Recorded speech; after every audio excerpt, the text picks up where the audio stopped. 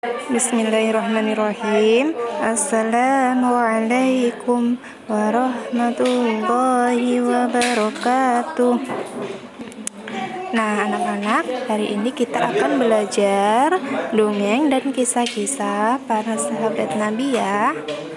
Nah, anak-anak, coba semuanya duduk yang rapi, siapkan diri, dan perhatikan video dari ibu ya.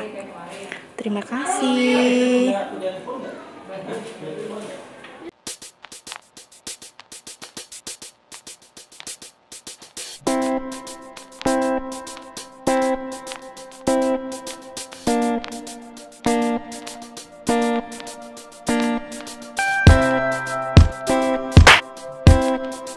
Dongeng itu adalah suatu cerita hayalan atau cerita fiktif yang tidak benar-benar terjadi.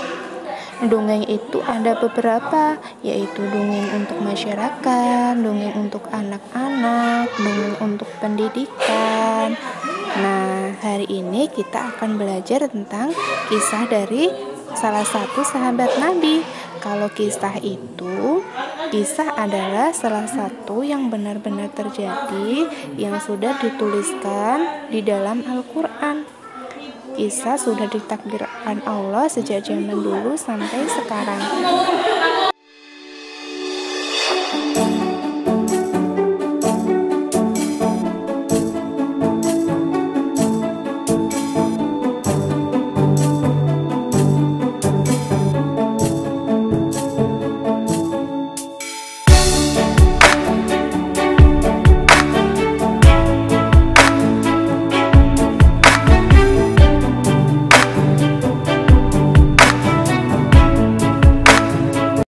Allah Subhanahu wa Ta'ala berfirman, Allah melarang orang-orang yang beriman meninggikan suara melebihi suara Nabi Muhammad SAW. Berbicaralah cukup dengan suara yang biasa didengar dan dimengerti oleh teman bicara kita. Nah, anak-anak ibu, diperhatikan ya. Kalau bicara, kita tidak boleh teriak-teriak. Cukup bicara dengan nada yang didengar oleh teman-teman kita. Begitupun ketika kita bicara dengan orang tua kita tidak boleh membentak, tidak boleh teriak. Kita cukup bicara dengan suara dan nada yang halus. Paham ya?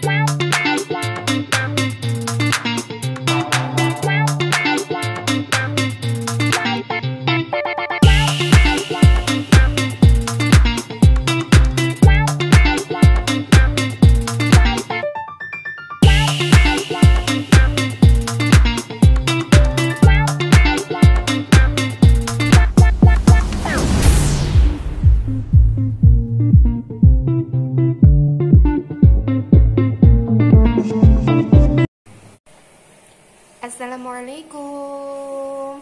Selamat pagi anak-anak. Bagaimana kabar kalian hari ini?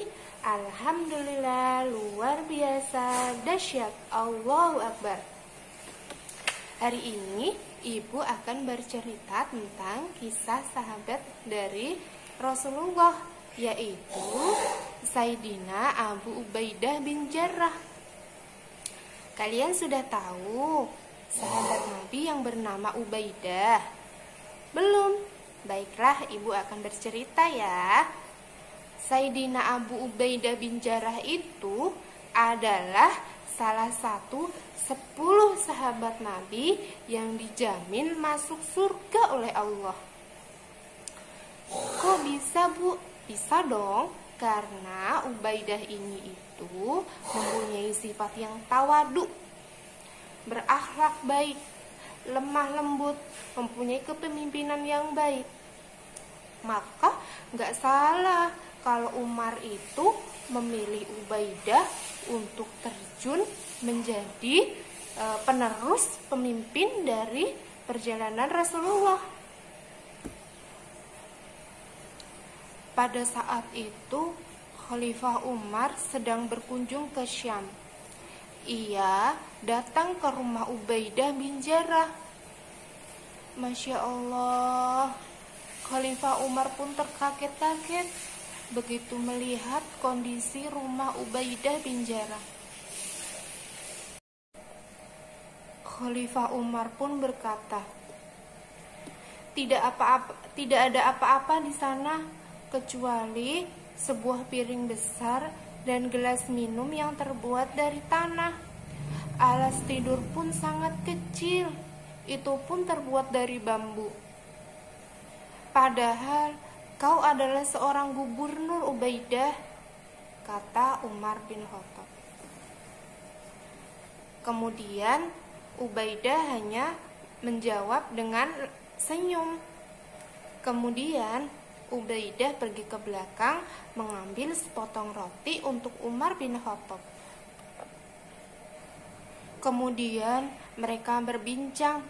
Umar pun menangis ketika ia berkata, dunia telah mengubah kami, Ubaidah, kecuali engkau, kata Umar bin Khattab.